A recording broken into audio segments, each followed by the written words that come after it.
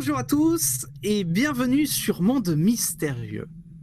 Alors aujourd'hui, nous recevons encore une fois à Jean-Michel Raoux, comme promis, qui va nous parler de la seconde partie du projet GQHP, dont il était intervenu dans Monde Mystérieux pour la première partie de ce projet, qui nous a expliqué qu'est-ce qui va se passer dans les mois à venir de cette année 2017 suite à une éventuelle éruption solaire ou une éventuelle éclipse solaire. Donc voilà, Jean-Michel Raoux est de retour et il va nous expliquer cette seconde partie où il va nous donner un peu plus d'explications et un peu plus de détails sur ce qui va arriver et sur ce projet. Jean-Michel, bonjour, bienvenue sur Monde Mystérieux, ça me fait plaisir de te recevoir encore une fois. Bonjour Hervé, et moi aussi très heureux de te voir là, mais on va vers le printemps, et ici il y a le soleil, il y a les petits oiseaux, donc c'est beaucoup plus sympathique que cette grande vague de froid que nous avons eue ici un petit peu en Europe.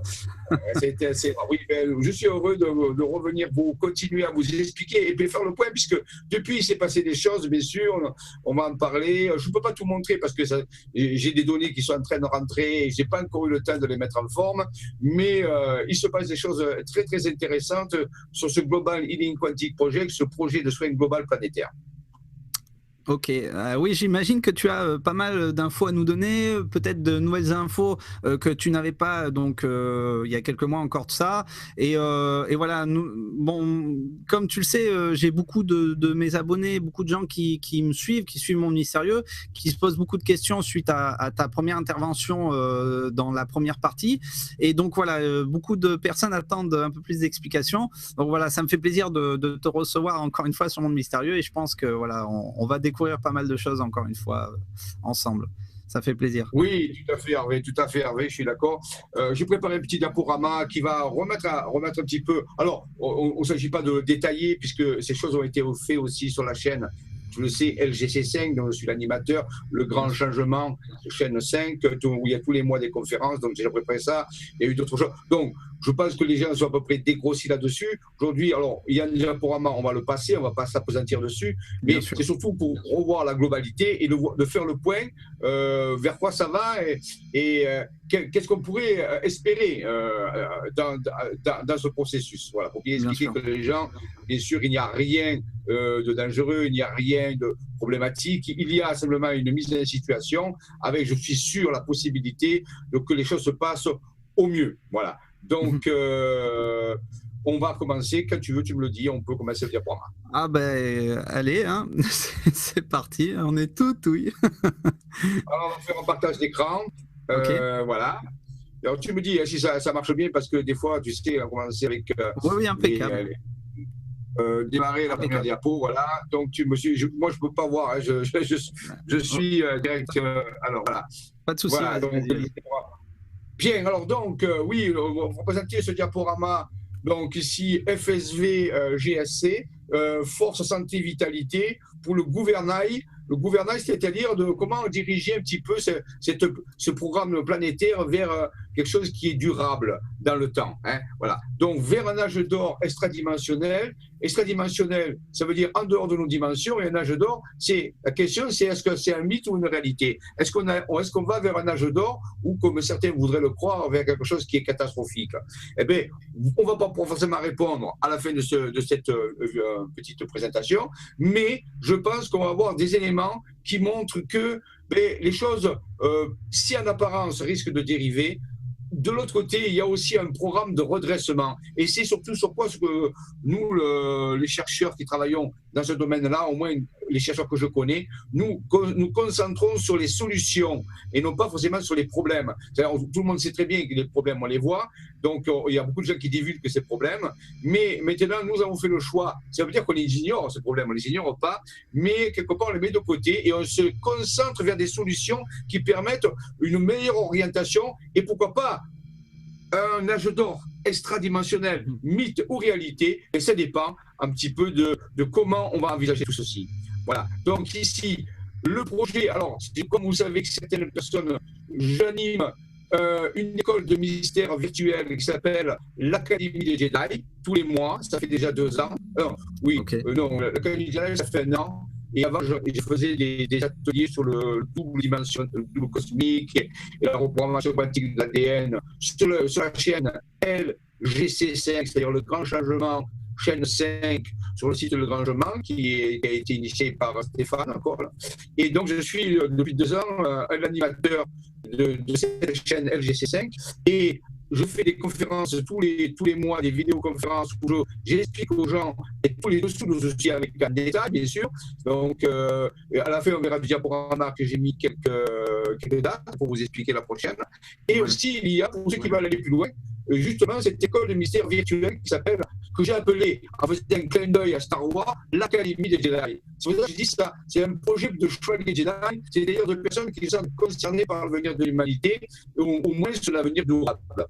Et pour travailler, pour appliquer ça, si vous voulez pas rester dans la théorie, on a une date qui est le 21 août 2017.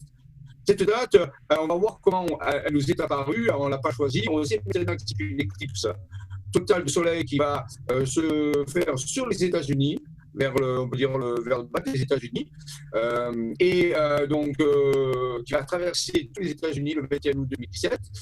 Et on va voir un petit peu ce que pourrait provoquer cette éclipse, ce que les anciens savaient là-dessus, ce que les civilisations qui ont disparu connaissaient sur l'effet des éclipses, sur le fonctionnement des éclipses sur la Terre, sur la géologie, sur les volcans, sur les tempêtes, par exemple. Et on va essayer de mettre en place un projet qui va essayer de diminuer un des paramètres qui peut avoir une influence sur le résultat de cette éclipse. Voilà. Donc, ça, c'est important. Alors, cette éclipse sera bien sûr le 28 juillet 2019. Oui, bien, non, ce sera le 21 août 2017. Mais il y a un deuxième événement qui sera vu le 28 juillet 2019. Je ne vais pas trop en parler maintenant parce que c'est un peu loin. Mais c'est quelque chose qui. C'est deux grosses balises. La prochaine grosse balise, elle est le 21 août, balise temporelle, 21 août 2017. Et celle qui suivra, on va dire, qui sera aussi, je dirais presque plus importante que celle-là, sera pour le 28 juillet 2019, mais je ne vais pas en parler aujourd'hui parce qu'on a déjà pas mal de choses à parler par rapport à ça. Voilà. Donc, vous voyez, il y a des projets, on peut travailler, il n'y a aucun problème. Alors, à partir de là, nous sortons de notre matrice ordinaire, de la réalité ordinaire. Je vous invite à sortir de cette matrice de la réalité ordinaire et nous allons au-delà de l'ancienne matrice vers une nouvelle matrice, c'est-à-dire vers une nouvelle façon de voir les choses. On va se donner la permission de penser différemment. Et il va se dire de tout ce que je vais dire, rien n'est une vérité absolue. Ce sont seulement des résultats d'expérience, des résultats de réflexion, des résultats de compilation de données. Chacun peut avoir son opinion, mais il y a certains faits qui sont, qui sont concrets. Ça, on peut les vérifier. Voilà. Mais on peut, rappelez-vous quand même, une bonne nouvelle, c'est qu'on peut changer l'évolution d'une matrice. Il y a des paramètres sur lesquels l'homme peut influencer l'évolution d'une matrice. On peut la reprogrammer. Et c'est ce que nous allons proposer dans ce Global Healing Quantique Project, soin global quantique planétaire. Alors tout ceci, bien sûr, a commencé rapidement par les expériences de M. Ramon Spinozzi, qui est mon collaborateur avec la personne avec qui je collabore depuis plus de 25 ans. Alors ça, je ne vais pas, dans le grand changement, les conférences que j'ai données, j'en parle beaucoup en ce moment, j'ai fait 2 conférences sur ces expériences, mais c'est plus grand hommage, puisque tout a commencé, on peut dire, à partir de ses propres expériences, il y a de ça une vingtaine d'années. Alors 2016 est fini, bien sûr, mais quand j'ai fait le diaporama et Tenkola, c'est quand même curieux que 2016, cette année, si on retourne, vous voyez, il faut faire son retournement, il faut voir les choses différemment. Si on regarde 2016 et qu'on le regarde différemment, on va apparaître le mot joie. Alors ça, c'est pareil. Beaucoup de gens ont dit, oui, mais 2016, c'est une année très dure, tout ça. Mais des personnes peuvent changer ça et regarder d'une autre façon de voir les choses. Ils vont apparaître des motifs d'être joyeux, même si en apparence, ce n'est pas le cas. Donc, vous voyez, c'est ce que les anciens appelaient faire un retournement des situations. Voilà. Ensuite, voici une petite partie de l'équipe de la force, la santé et la vitalité des chercheurs avec qui je travaille. Or, il n'y en a qu'une petite partie, et nous sommes à peu près une 300 en France. Là, c'est la partie avec laquelle je communique le plus souvent, puisqu'ils sont dans la région du Var, où j'ai un petit peu ma maison, où je fais des animations de groupe. Donc ici, vous voyez, pour vous dire, ce n'est pas les gens qui sont des fantômes, vous voyez, c'est des gens comme tout le monde, mais qui se préoccupent de l'avenir durable de la planète. Ok. Là, je passe pour expliquer à monsieur, mon ami Alain Ballas, qui a écrit il n'y a pas longtemps un livre très intéressant qui s'appelle La Tour de Saint-Bernard. Bernard de Clairvaux, un des fondateurs des Templiers, et qui explique justement comment les anciens connaissaient le nombre d'or, connaissaient les harmonies de la musique, savaient comment gérer les énergies, et tout ceci appliqué à un monument qui est très particulier, qui s'appelle la Lanterne des Morts à Sarlat-la-Canéda. C'est dans le Périgord. Si vous passez par le Sarlat, je vous invite à vous arrêter et à aller visiter cette Lanterne des Morts. Alors, bien sûr, le mot mort, ici, entre parenthèses, c'est une structure très particulière qui est très vibratoire et qui émet beaucoup d'énergie. Et donc, les anciens avaient compris comment construire ces choses-là pour faire vibrer la vibration. Et ça, c'est quelque chose qui peut rentrer dans le cadre de comment modifier les choses sur Terre. Si vous connaissez mieux la géobiologie du sacré, comment les anciens faisaient vibrer les réseaux d'énergie et comment ils s'en servaient pour se sentir en bonne santé, pour se dynamiser, pour réfléchir, ainsi de suite. Ça, nous avons beaucoup perdu. Et donc, ce livre, qui est un livre très accessible, permet d'expliquer, de démontrer de façon formelle comment les anciens avaient encodé ces secrets dans une architecture un peu particulière. C'est un des exemples, bien sûr. Moi, je salue mon ami Jali Adebalas, qui est un grand chercheur aussi dans ce domaine de l'architecture du sacré. Ok. Alors, ceci, ça, maintenant, on rentre un petit peu dans un domaine un peu plus particulier. Nous avons l'habitude de travailler aussi avec des énergies célestes, des appareils comme ça, ou alors des INH, des intelligences non humaines.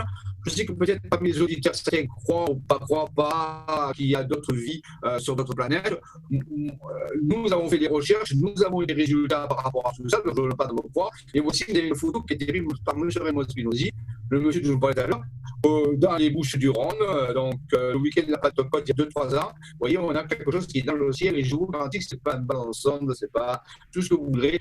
Nous avons l'habitude de travailler avec, on peut dire, ce que nous appelons nos alliés, un appui logistique avec des structures qui sont là. Alors, voilà. Donc, je voulais quand même vous montrer qu'il y a des centaines de photos et des documents très sérieux qui montrent qu'il y a cette présence. Et il faut en tenir compte peut-être aussi dans l'équation de la gestion, du développement durable de la planète. Il faut quand même qu'on commence à pouvoir s'éveiller à certains de ces sujets. C'est important. Voilà. Donc, comment on va envisager un petit peu ce remède par rapport à cette stimulation de cet eclipse dont on va parler tout à l'heure? Cet eclipse, qu'est-ce qui va se passer? Pourquoi est-elle spéciale? Voilà. Et bien, justement, des personnes ont travaillé, ont œuvré en relation avec leur dimension intérieure, ce qu'ils appellent la dimension intérieure quantique de l'être, en se reliant à cet être que chacun de nous contient, cet être quantique que nous sommes, car nous ne sommes pas qu'une partie physique incarnée, nous sommes en même temps beaucoup de choses, mais nous n'avons pas conscience. Mais certaines personnes ont commencé à faire le pari de se rappeler qu'ils sont un peu plus que ce qui est visible sur le plan terrestre, et à commencer à travailler avec cette autre partie d'eux-mêmes. Et en faisant ce pari, que j'appelle le double cosmique ou l'être intérieur, et puis ils ont pu obtenir des informations d'un caractère tout à fait étrange, et ils ont pu inscrire ces informations sur des cartes routières. Alors vous voyez ici, c'est quelque chose qui est inscrit sur une carte routière. On a enlevé la carte et on voit apparaître des symboles, des dessins, ainsi de suite. Tout ça dessiné, alors tenez-vous bien, c'est vérifiable à 100%, donc ça, ce n'est pas quelque chose qui peut être discuté, parce qu'on a les cartes. Alors bien sûr, on a fait une synthèse de cartes, il y a plusieurs dizaines de cartes qu'on a résumées, on peut dire, et donc c'est en reliant des sommets de montagne. Ces personnes sont guidées par leur être intérieur, qui leur indiquent comment, en reliant certains sommets de montagne, on peut faire apparaître des inscriptions et des dessins. Et ça nous donne quoi? Comme des plans ou des technologies, j'appelle ça des technologies qui permettent d'utiliser la conscience humaine ou certaines propriétés de la conscience humaine. Certains parleraient de paranormal, pourquoi pas, ou d'énergie mystique, ou ça dépend comment, ou le physicien parlerait lui de champ quantique, d'énergie. Et bien, en se reliant à ces symboles qui apparaissent comme ça, on peut les utiliser pour modifier la grille énergétique d'une planète, sa résonance, et ainsi de suite. C'est un petit peu un cadeau que nous ont fait nos êtres intérieurs en disant, voyez, si vous êtes en rapport avec nous, on va vous dévoiler des choses qui sont absolument extraordinaires. Donc vous n'avez aucune possibilité de penser, mais grâce à ça, donc plus ça peut être pas théorique, mais c'est aussi pratique. C'est-à-dire on peut les utiliser d'une certaine façon. Je vous en parle parce que dans les remèdes que certaines personnes vont utiliser pour pouvoir un peu mieux gérer ces événements qui sont en train d'arriver, ils font partie de ces technologies que j'appellerais technologies quantiques de la conscience, avec lesquelles on travaille avec des symboles, et ces symboles ne sont pas n'importe lesquels. Ils agissent sur ce qu'on appelle le champ morphogénétique de la planète. Je vous ferai remarquer au passage que certains lieux qui apparaissent sur les dessins sont des lieux qui existent, vous pouvez voir. Vous avez ici un endroit qui s'appelle Bois-Dieu, c'est quand même curieux. Un endroit qui s'appelle Glosel, qui est un des plus grands sites archéologiques très décriés en France. Il y a un endroit qui s'appelle Champ-Dieu, c'est vrai, et il y a un endroit qui s'appelle Dieu-le-Fit. Vous voyez, c'est que des exemples quand même curieux de ces endroits qui sont inclus dans ces dessins. Et il y en a beaucoup, beaucoup d'autres. Hein. Voilà. Donc, je passe à la suite. Hein. Ensuite, on peut élargir ça à la France entière. Donc, vous voyez ici des structures toujours pareilles. Hein, maintenant, dès que je vous montrerai des dessins, on saura que ce sont des sommets de montagne qui ont été reliés un peu par la guidance des êtres intérieurs des chercheurs. Hein. Ça, c'est important. Vous voyez, sur la France entière, des structures apparaissent aussi. Là aussi, on a fait ça sur une grande surface, mais chacun des dessins et à sa carte lui-même, à sa carte de la région. Là, on a fait une synthèse. Oui, on vous dit, mais c'est quoi tous ces dessins? Mais dites-vous, pour ne pas faire trop lourd, pour ne pas rentrer dans trop de choses compliquées, mais dites-vous, c'est pareil, ce sont des symboles qui permettent d'activer des réseaux d'énergie planétaire ou des réseaux d'énergie nationaux, ici comme pour la France, et qui permettent de changer la vibration. Et la vibration, on sait, d'une certaine façon, elle est reliée à la conscience. Donc, nous pouvons en travaillant. Alors, après, pour les auditeurs qui connaissent un peu mieux, je pourrais parler de quelque chose qui ressemblerait au Reiki. Ce n'est pas du Reiki, hein, mais quelque chose qui permettait, grâce à des symboles, à visualiser des symboles, d'avoir une action sur les réseaux d'énergie. Alors, ce n'est pas du tout du Reiki, mais ça pourrait fonctionner pareil. Ou alors comme des codes numériques du chercheur Grabovoi qui a parlé de comment influencer certains réseaux d'énergie en utilisant des codes numériques.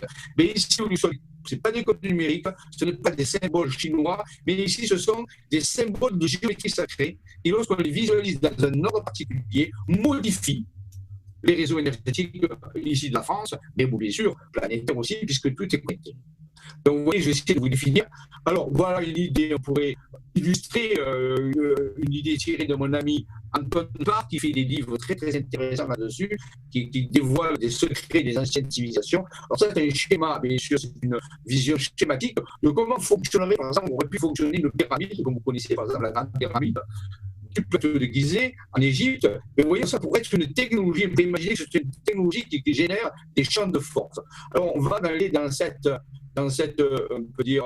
direction. On va admettre que les anciens connaissaient des structures qu'ils avaient fabriquées ou on ne sait pas, on nous a été aidés pour les fabriquer, et que ces structures n'étaient pas simplement des monuments, mais pouvaient correspondre à des technologie. Hein. Alors, ça semble un peu science-fiction, mais regardez nos centrales nucléaires à notre époque, personne ne pourrait savoir en regardant de l'extérieur que ce sont des générateurs d'énergie. Hein. Si on ne vous dit pas que c'est des centrales nucléaires, on peut dire que ça peut être n'importe quoi.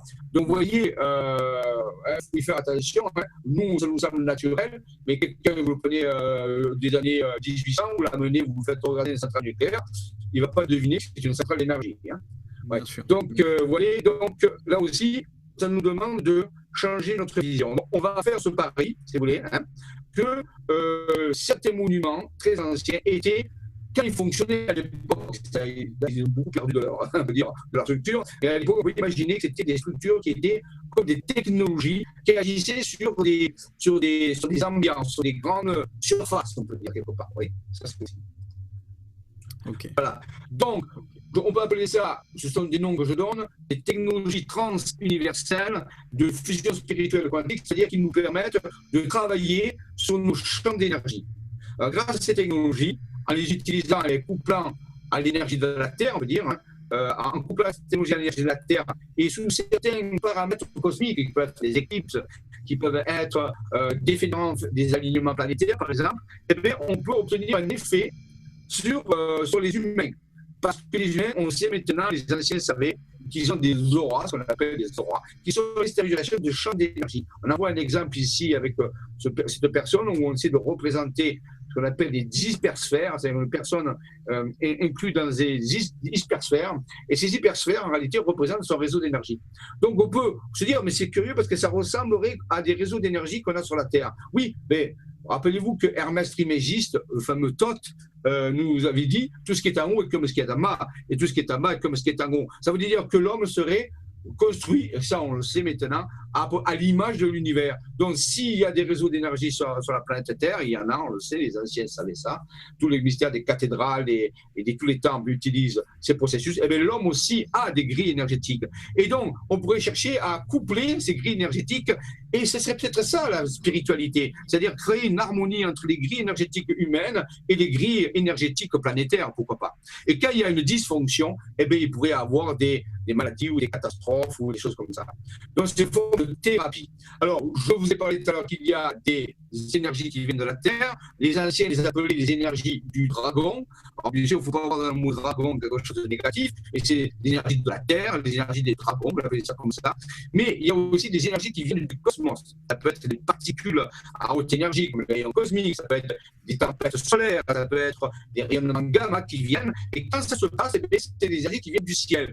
Donc, l'homme se trouve un petit peu à cheval entre deux mondes, un monde souterrain, veut dire qui vient de dessous de lui, qui est le monde des dragons, le monde des énergies qui viennent du sang de la Terre, du magma de la Terre, on peut dire, c'est des énergies qu'on appellera telluriques. Et puis, à un moment donné, à des moments précis, il y a des énergies cosmiques qui viennent du cosmos, du fonctionnement même des astres stellaires. Et quand ces deux énergies se rencontrent, l'homme est au milieu. Et s'il n'est pas trop harmonisé, s'il est dans une procédure un petit peu de dissonance, eh bien, il peut en résulter des effets de masse ou des effets assez catastrophiques sur sa santé et sur l'environnement.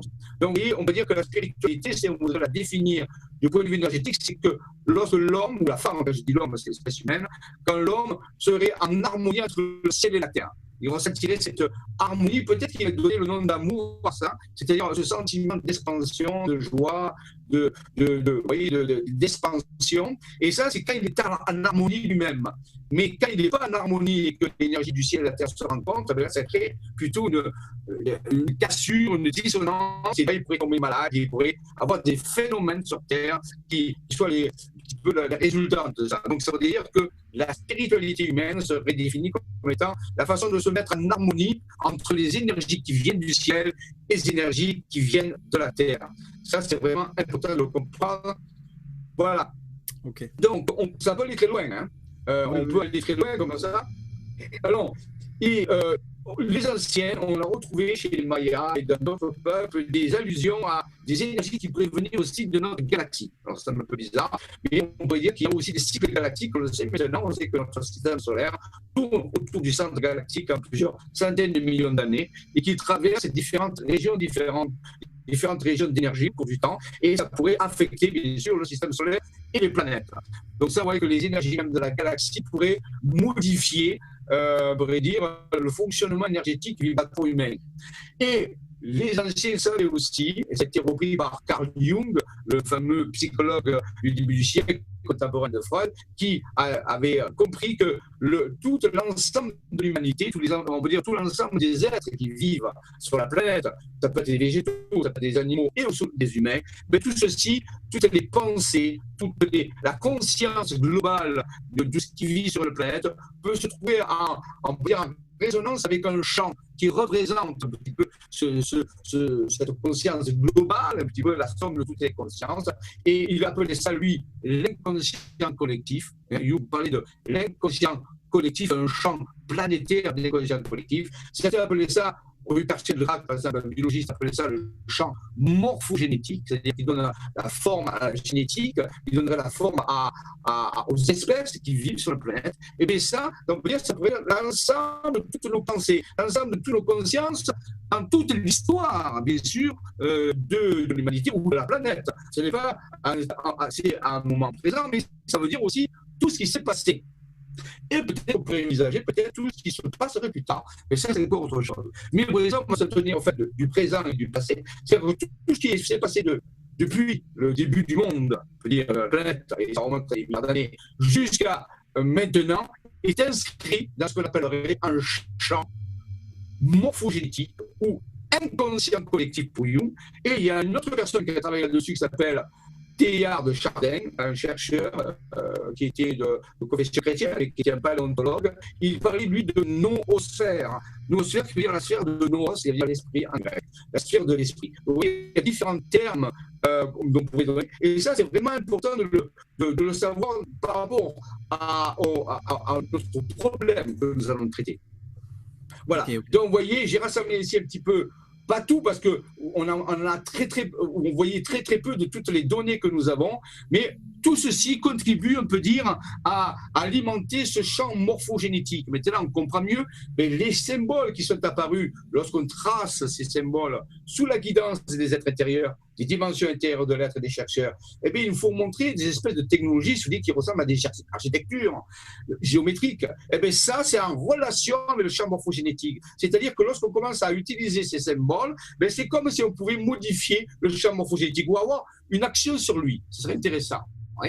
Donc, c'est-à-dire, comme le champ morphogénétique contient de la mémoire, c'est de la mémoire, si vous voulez, de l'information, sous forme géométrique, eh bien, il serait logique que si on connaît certains symboles, alors il faut bien sûr savoir lesquels, mais certains symboles seraient en résonance, si vous voulez, avec la mémoire qui serait dans ce champ. On aurait aussi un moyen de pouvoir modifier ce champ ou l'orienter d'une certaine façon. Ça, ce serait intéressant. Alors, c'est ce que les êtres intérieurs nous ont expliqué en disant, les schémas qu'on vous fait tracer, ce n'est pas seulement des beaux schémas géométriques, c'est simplement des symboles qui permettent d'agir, de pouvoir avoir une action sur le champ morphogénétique planétaire, c'est-à-dire cet inconscient collectif, si vous voulez. C'est comme, ça ferait un petit peu comme la psychanalyse, si vous voulez. Grâce à ça, on pourrait psychanalyser, si vous voulez, un petit peu ce champ morphogénétique qui, rappelez-vous, contient non pas que les pensées humaines, mais les pensées, pourquoi pas, on peut dire le pattern des végétaux, les animaux et les humains. Hein, ce serait important. Ok. Voilà. Donc ici, vous avez d'autres types de symboles qui ont été trouvés. Et pour ne pas faire trop long, ces êtres intérieurs nous ont expliqué, à forme d'explications vraiment précises et sur des années, qu'ils vont pouvoir nous transmettre à un moment donné des symboles très spécifiques qui, eux, ont la propriété justement de résonner avec fortement cette fois-ci avec le champ morphogénétique. Les autres, ils résonnaient d'une certaine façon, mais là, ils vont nous donner des symboles très spécifiques. Et ces symboles, on va les retrouver ici dessinés. Vous voyez, ils sont de couleur rouge. Il y en a 7. 1, 2, 3, 4, 5, 6, 7. Et les êtres intérieurs nous ont expliqué en disant si on est capable de se relier à ces symboles en les utilisant selon une méthodologie que j'ai définie dans d'autres vidéos, je ne vais pas le faire là aujourd'hui parce qu'on n'aura pas le temps, mais en utilisant ces symboles selon une méthodologie particulière, on peut justement modifier le champ morphogénétique. Vous direz, mais pourquoi veut-on modifier le champ morphogénétique?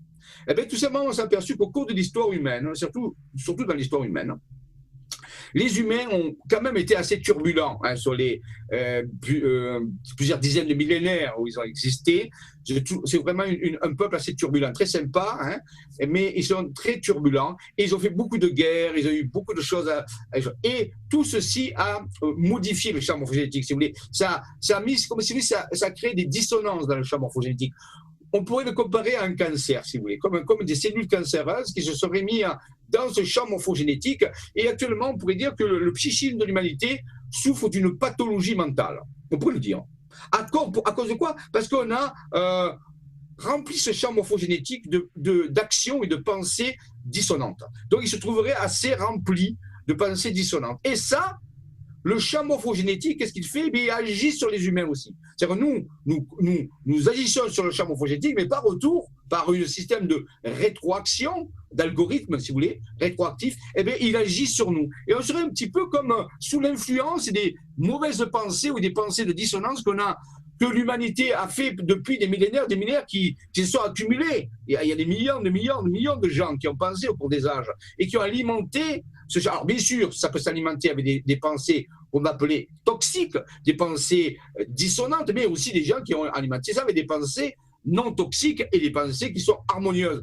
Mais on pourrait voir, en regardant l'histoire de l'humanité globalement, essayer de deviner quel pourcentage il pourrait y avoir entre les pensées toxiques et les pensées non toxiques, il paraît évident, vu au regard des choses. Je ne sais pas ce que tu en penses, Hervé, mais en évidence, il y aurait une plus grosse proportion de pensées toxiques que non toxiques. Et malheureusement, c'est plus facile, et tu vas être d'accord avec moi, Jean-Michel, d'engendrer et d'accumuler des mauvaises pensées, le fait que l'on soit pas bien, qu'on soit mal dans notre peau, qu'on ait des mauvaises pensées, etc., que de la bonne pensée, parce que c'est éphémère. Et tu vas être d'accord avec moi, voilà. Tout à fait. Tout à fait. Disons que l'homme a plus l'habitude de penser de travers que droit. Bon, on ne jette pas la pierre, hein, on ne le juge pas, ce n'est pas une question de jugement, c'est un constat. Hein, on constate pourquoi on ne serait pas dans une civilisation comme la nôtre si on avait pensé d'une façon droite, c'est clair. Hein. Donc c'est-à-dire qu'arrêter, on a les conséquences de ce qu'on a fait. Bon, eh ben, il faut prendre du recul, à la sagesse, en disant, bon, ok, c'est comme ça, mais est-ce qu'on peut changer les choses? Ben, a priori, je dirais, c'est très difficile. Il semblerait très difficile. Mais les êtres intérieurs, ce qu'ils nous ont dit, oui, vous pouvez pas forcément tout changer, mais vous pouvez améliorer les choses grâce à ces techniques qu'on vous transmet, grâce à cette compassion que vous pouvez avoir, que certains peuvent avoir, cette envie de changer les choses, cette envie que les choses se passent de façon différente. Si vous avez vraiment cette envie, nous vous donnons les moyens, grâce à des technologies de la conscience, et c'est tout à fait nouveau. Et je conçois que les auditeurs peuvent se poser des questions là-dessus en disant, mais c'est quoi ce truc? C'est vrai, c'est quelque chose qui n'a jamais été donné. J'ai bien, attention, je suis bien conscient de ça, mais ça existe. Voilà, ça on peut pas le remettre en doute. Ça existe maintenant, c'est extraordinaire. Alors c'est un cadeau. Voilà, disons que c'est un cadeau un petit peu comme la baguette d'Harry Potter, mais il faut savoir l'utiliser.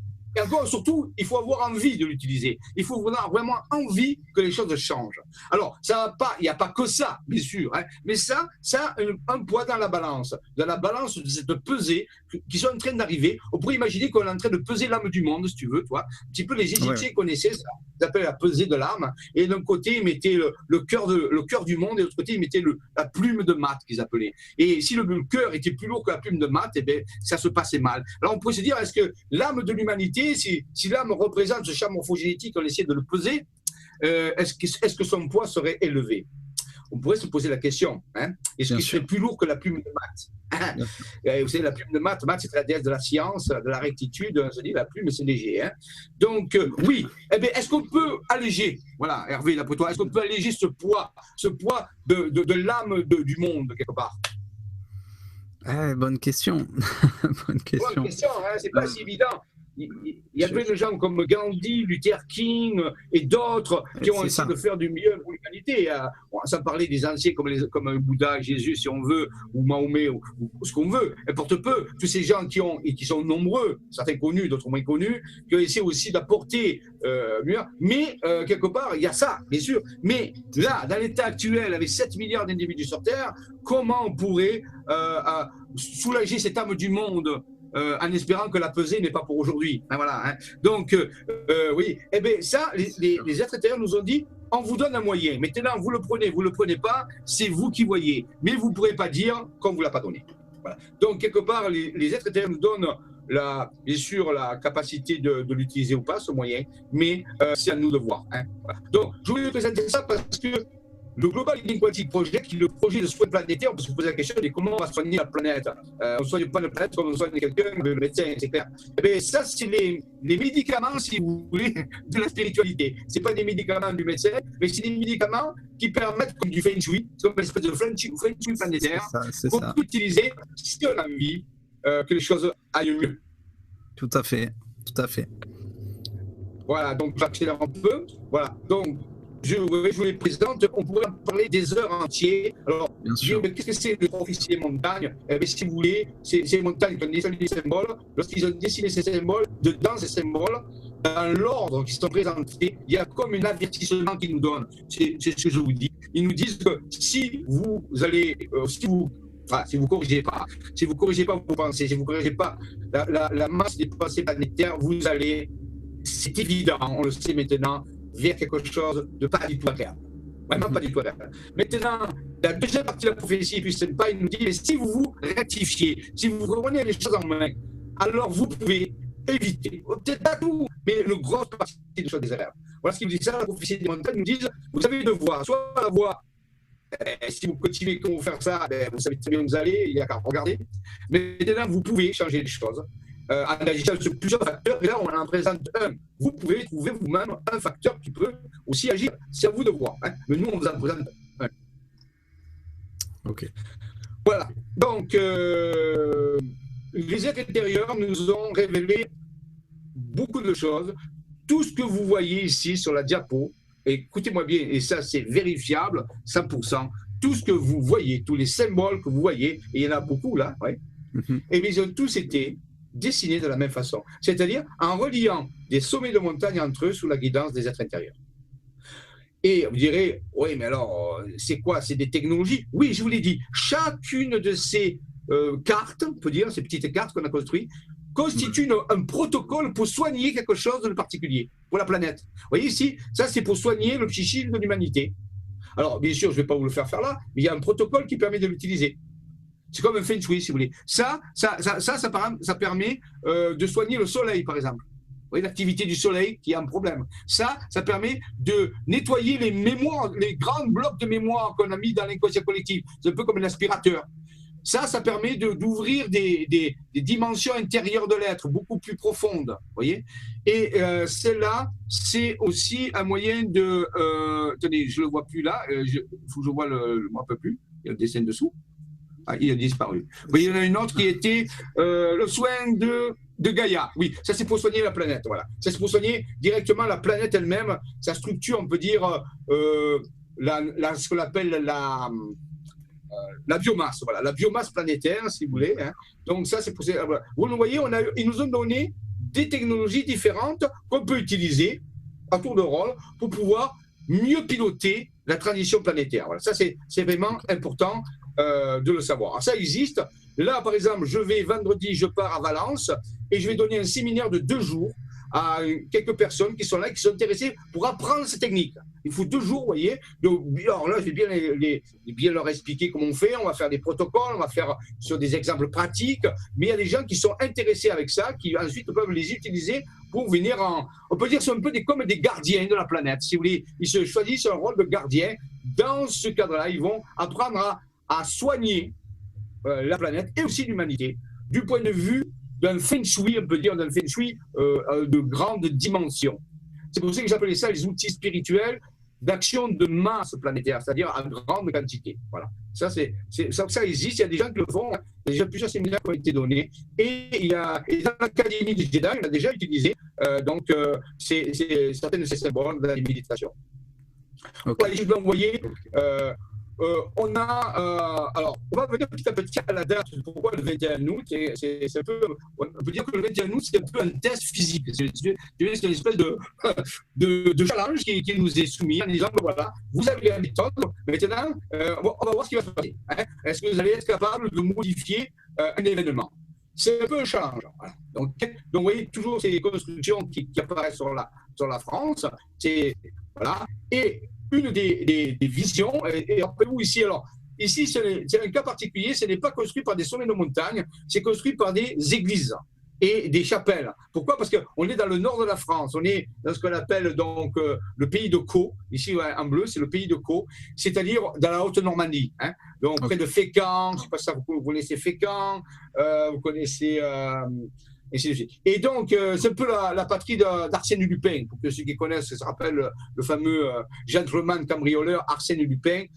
Voilà. Donc, Étretat, voilà, l'aiguille creuse d'Étretat, tout le monde connaît plus ou moins, au moins une carte postale.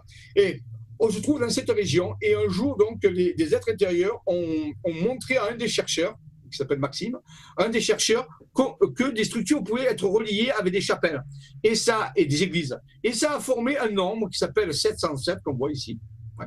Et ici, une espèce de dessin. Et ce dessin, on a identifié que c'était la Grande Ourse, en réalité, la constellation de la Grande Ourse. Alors donc, avec aussi ma axe 576. Donc cet axe-là, ce grand axe qu'on a vu tout à l'heure, qui traverse la France, eh bien, les êtres intérieurs l'ont appelé l'axe 576. C'est pour ça qu'en reliant, vous voyez, des églises, on fait apparaître 576 avec axe. Je rappelle que rien n'est écrit tout seul. Ici, tout est inscrit lorsqu'on relie soit des églises ou des sommets de montagne. Hein. C'est ça la règle. Hein. On a une règle, on est obligé de la respecter. Donc il n'y a rien qui est rajouté pour compléter comme ça. Hein. Voilà. Okay. Alors, on parlait tout à l'heure de Arsène Lupin. Tout le monde connaît plus ou moins Arsène Lupin, au moins les personnes qui ont un certain âge. Hein. Je ne sais pas si tu connais Arsène Lupin. Tu connais oui, bien sûr. Oui, bien sûr. C'est des générations d'avant, parce que les feuilletons d'Arsène Lupin, il y en a trop maintenant. Mais avant, je me rappelle, quand c'était noir et blanc, on suivait les aventures d'Arsène Lupin. Et donc, qui a été créé par quelqu'un qui s'appelle Maurice Leblanc. C'est comme un Conan Doyle pour Sherlock Holmes. Donc, les secrets de Maurice Leblanc. Et qu'est-ce qui se passe dans ces livres? En réalité, voilà le fameux écrit Creuse d'être tard. Et Maurice Leblanc a écrit un des épisodes peut-être d'Arsène Lupin, c'est le secret de l'aiguille Creuse. Et dans cette partie-là, il révèle qu'il y aurait le trésor des rois de France dans l'aiguille Creuse à Étretat. Alors, non, je ne vous conseille pas d'aller creuser, mais c'était vraiment une histoire où Arsène Lupin est tombé sur le trésor, un trésor même mondial, dans lequel il y aurait où des grands empereurs ont tous venu déposer une partie de leur trésor dans cette aiguille Creuse. Et bien, ça, ce qu'on appelle l'aiguille Creuse, c'est l'aiguille d'Étretat. Nous sommes sur les plages d'Étretat ici. Hein. Voilà. Donc ça, c'est très joli. Voilà, c'est très beau. Hein. C'est quelque chose qui est beaucoup visité et très joli avec les plages de Normandie. C'est magnifique. Okay. Et donc, voilà, fameux Arsène Lupin, qui adorait, bien sûr, sous l'égide de Marcel Leblanc, les codes à décrypter. C'est un petit peu comme je vous soumets là, des choses bizarroïdes à décrypter. Et chaque fois qu'on dit décrypter un code, bien sûr, il y avait une affaire à résoudre et résolver ces affaires comme ça avec décryptage. Mais ce qu'on sait moins, c'est que là, c'est un secret qu'on nous révèle. C'est que Maurice Leblanc, dans plusieurs de ses livres, où il fait parler des livres Arsène Lupin et des aventures, à un moment donné, il y a une révélation. Et ça, on peut le vérifier en visitant la maison de Maurice Leblanc qui se trouve à Étretat. J'ai visité. Donc, Maurice Leblanc a une maison, donc qui est un musée maintenant. Et dedans, on montre bien que Maurice Leblanc avait découvert un secret de la région, donc du pays de Caux. Et quel est ce secret? C'est le secret de 7 abbayes.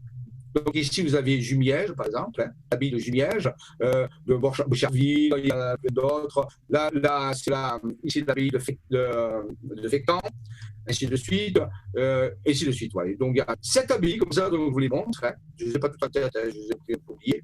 Voilà, 7 abbayes.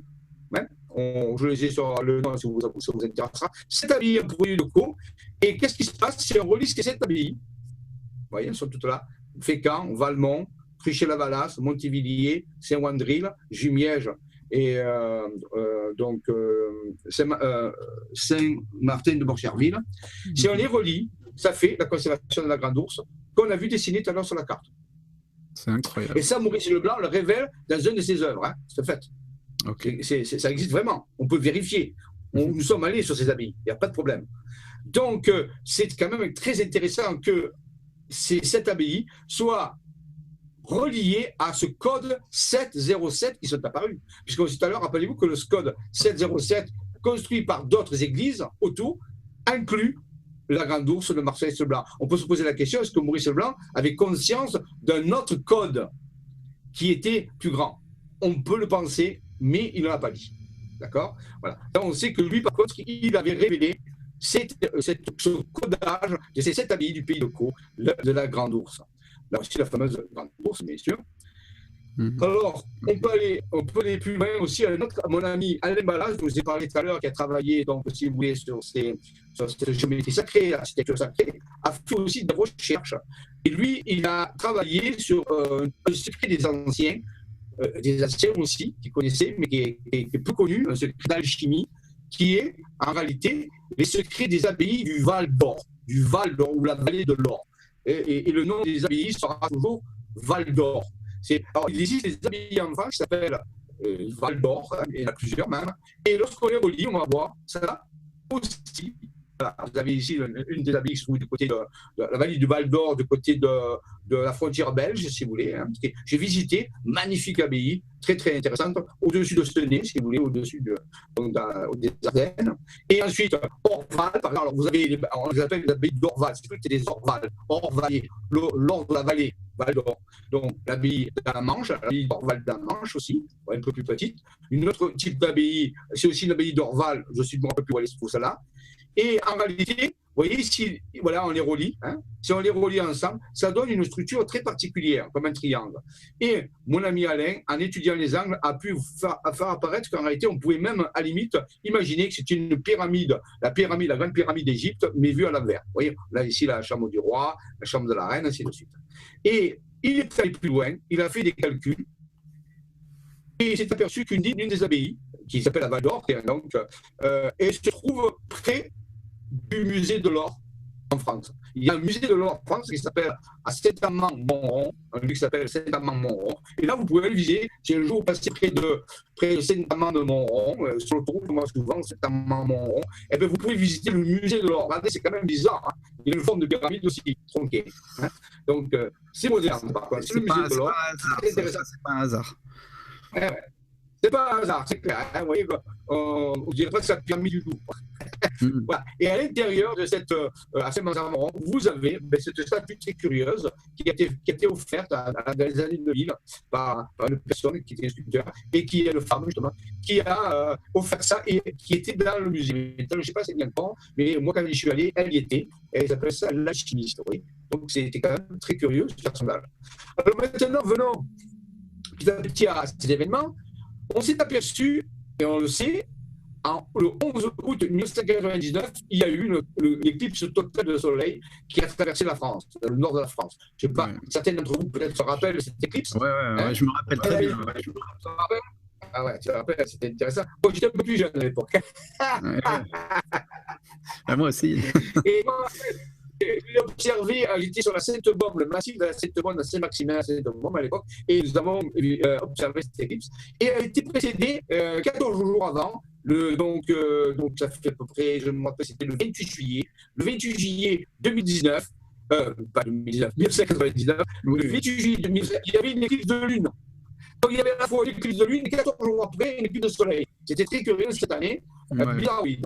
Et donc, cette éclipse s'est faite comme ça, tout le monde l'a observé. On a étudié et il a mis sur la carte le trajet de l'éclipse. Oui, et curieusement, elle est rentrée à Fécamp. Rappelez-vous, Fécamp, c'est une des abbayes qui fait partie des 7 abbayes du pays de Caux. Et on voit, ça, c'est le tracé de l'éclipse à l'époque. Oui, l'ombre de la Lune qui est passé dans la France. Et vous voyez, elle coupe le fameux triangle des Orval aussi, curieusement. Bon, vous direz, rien de particulier. Sauf que on s'est aperçu que juste quelques mois après, exactement le 26 décembre 1999, une tempête incroyable que personne n'attendait a traversé le nord de la France, pratiquement suivant le même chemin que l'éclipse. 6 mois après, le 26 décembre, le lendemain de Noël, une tempête colossale a détruit beaucoup de choses en passant. Ça aussi, certains peuvent s'en rappeler. Et moi, j'ai des personnes qui ont vécu ça. Des gros dégâts. Hein. C'était passé. Pour ceux qui s'en rappellent, c'était passé aux infos. Il y avait eu ça avait fait des gros dégâts. Hein, je me rappelle. Hein. Ah, ouais, ça, on a des images, des vents à 180 km/h. C'est vraiment un ouragan. Et personne ne l'avait vu venir. Hein. Et donc, c'était une tempête et qui avait traversé ça. Et mon ami Alain, curieusement, il a fait une corrélation avec le trajet de l'éclipse. Il s'est aperçu que le trajet de l'éclipse et la tempête avaient un point commun. Vous direz, mais comment peut-on lier 2 événements de nature tout à fait différente? 6 mois avant, il y a une double éclipse, rappelez-vous, éclipse de lune, suivie de 14 jours, une éclipse de soleil, qui passe dans le nord de France, et quelques mois après, un mouvement de tempête qui n'était pas prévu, colossal, qui bat. Et les 2 chemins ont pas mal de commun, quelque part. On peut dire que la tempête a presque suivi la route de l'ombre de la Lune. Et mon ami Alain m'a dit, écoute, pour moi, ce n'est pas un hasard. Alors il a fait des recherches derrière, il a causé. Et on s'est aperçu que les anciens connaissaient ce phénomène. C'est-à-dire qu'en réalité, ils avaient observé de façon on peut dire empirique, que lorsque la Lune, l'ombre de la Lune lors d'une éclipse passée, sur des endroits particuliers, et pas à tous les endroits, mais des endroits particuliers, il pouvait avoir, ça suivre, soit des tempêtes, quelques temps après, des tempêtes, comme ça, soit des séismes, soit des éruptions volcaniques. C'est-à-dire qu'en réalité, c'est comme si la Lune faisait réagir le champ vibratoire de la planète qui reliait bien sûr aux activités du magma. On le sait, c'est le dragon, rappelez-vous. On peut dire que la Lune réveillait le dragon. Dire que le dragon était réveillé par l'ombre de la Lune. On sait que la Lune, c'est l'inconscient. Rappelez-vous que la Lune peut symboliser l'inconscient de l'être. Donc, c'est comme si l'inconscient réveillait le dragon et le dragon se mettait à s'exprimer. Et quand il y avait des ordres qui étaient fragiles, ça pouvait envoyer. Alors, les Aliciens savaient ça. Ce n'est pas systématique. Hein. Ça ne veut pas dire que ça se fait tout le temps, mais ils avaient fait des corrélations. Ils connaissaient ce secret que nous avons oublié. Voilà, c'est la fameuse la tempête qui est passée, donc on a parlé tout à l'heure. Voilà, donc ça, c'était un phénomène peu connu, oublié des civilisations modernes, que les anciens connaissaient. Il y a même dans l'histoire de Jésus-Christ, on passe le mal d'histoire comme ça, on vous dit à un moment donné dans les Écritures que lorsque Jésus rendit l'esprit, il y a eu un tremblement de terre et une éclipse de soleil. C'est relaté et le rideau du temple fut déchiré en deux. Alors on peut dire, oui, curieusement. Et je suis sûr qu'on peut retrouver d'autres exemples comme ça de ce forme d'allégorie qui montre qu'il y a quelque chose, qu'il y a un événement de ce type-là, il peut y avoir des modifications. Voici, Alain a continué à étudier. Il s'est aperçu que quelques temps après, les années 2000, il y a eu des éclipses partielles de soleil sur les États-Unis. Regardez, on voit les États-Unis ici. On voit le trajet, si vous voulez, de l'éclipse. Ici, c'est répertorié. Alors, et ici, c'était le maximum. Vous voyez, ici, cette région qui était concernée. Et qu'est-ce qui s'est passé? Eh bien, il s'est aperçu, en réalité, que quelques temps plus tard, regardez, voilà le trajet de l'éclipse de la Lune, si vous voulez, hein, curieusement. Hein, donc, dans les 25 décembre 2000. On peut dire pratiquement un an après la tempête de la France, quand même, hein, eh bien, il y a eu aux États-Unis une éclipse. Et bien, quelques temps après, une série de séismes ont agi au même endroit. Alors, ce n'est pas une preuve, mais regardez, il y a quand même les séismes 7.0. Des séismes en temps, ici 7.6, ce n'est pas des petits séismes. Donc, est-ce qu'il y a une corrélation? Oui, vous voyez. Toi, tu en parlais la dernière fois dans ta vidéo que tu avais fait sur l'activité du Soleil, avec l'Italie, hein, ben, on voit que là, il y a quelque chose. C'est clair. Les anciens savaient quelque chose qu'on a oublié. Enfin, on ne veut pas savoir. Alors, on va faire un petit peu de symbolisme. Justement dans un des livres des évangiles qu'on appelle l'évangile de Jean, qui est un évangile un peu à part des autres. Hein. Il y en a un qui est Saint Jean, l'évangile de Jean, et qui a écrit un livre qui s'appelle l'Apocalypse. Bon, l'Apocalypse, rappelez-vous, ça vient de apocalypsos, qui veut dire lever le voile, révéler les choses.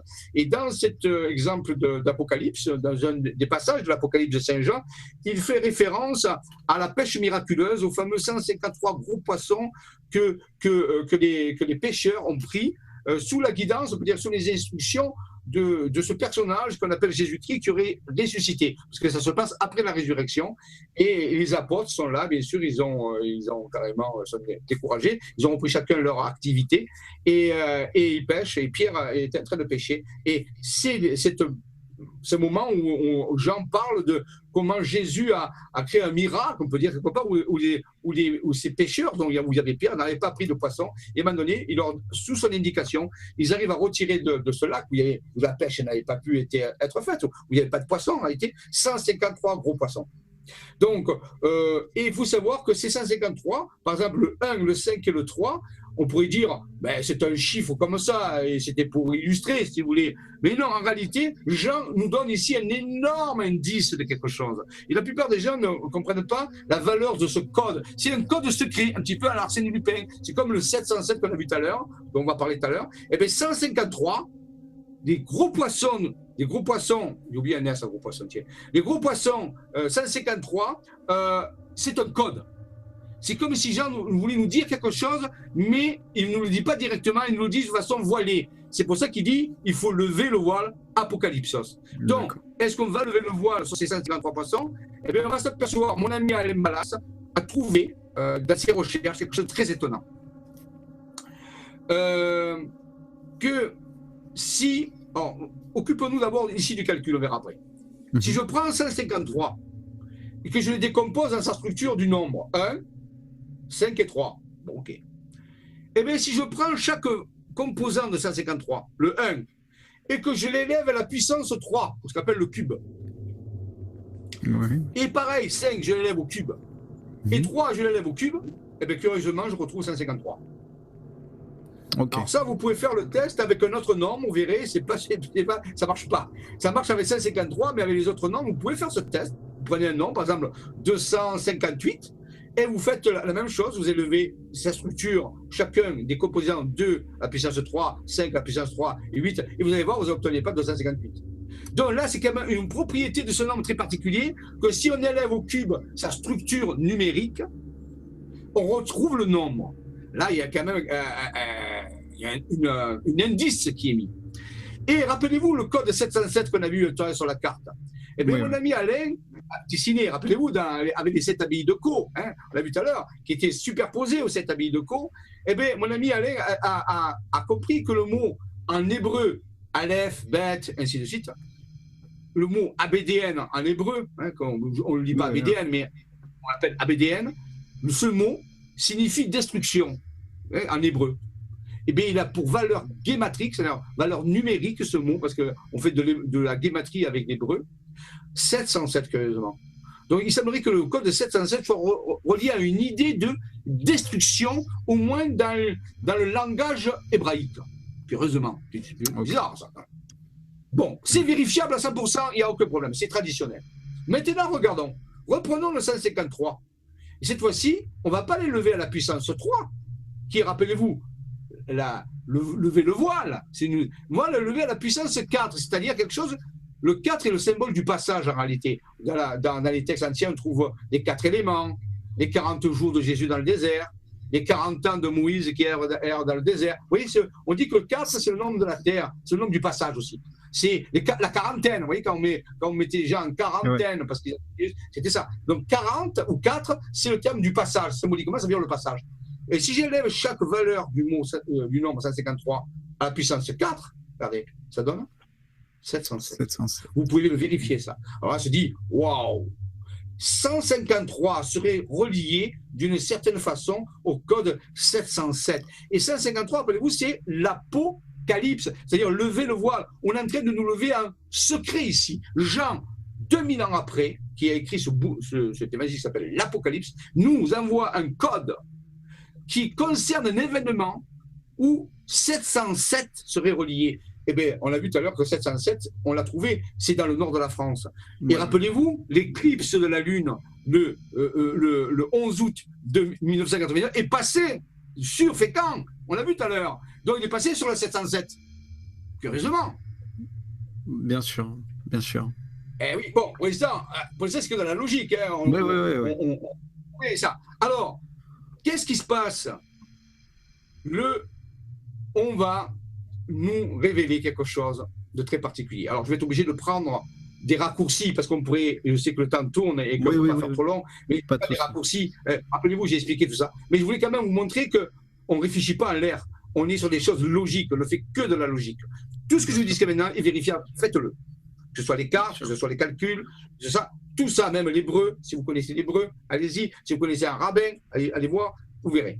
Et donc, quelque part, ici, on s'est aperçu, et là, je ne peux pas détailler, je vous ai dit qu'il y avait 2 balises temporelles. Une qui était le 21 août 2017, on va voir pourquoi, et l'autre qui est le 28 juillet 2019.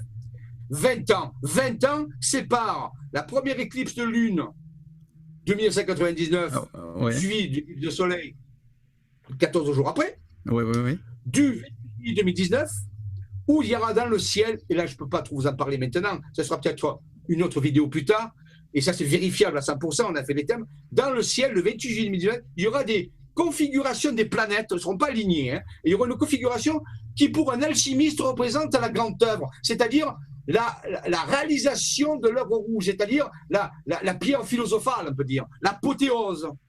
Ça, si on regarde le ciel du 28 juillet 2019 à midi, par exemple à Paris, eh bien à ce moment-là, la configuration de planète signera comme si c'était l'œuvre alchimique accomplie pour un alchimiste. Alors bien sûr, pour quelqu'un d'ordinaire, ça ne veut pas dire quand je mets pour un alchimiste, il dirait je vois la grande œuvre. On peut dire les conditions sont installées pour qu'il y ait la transmutation finale. La transmutation de quoi?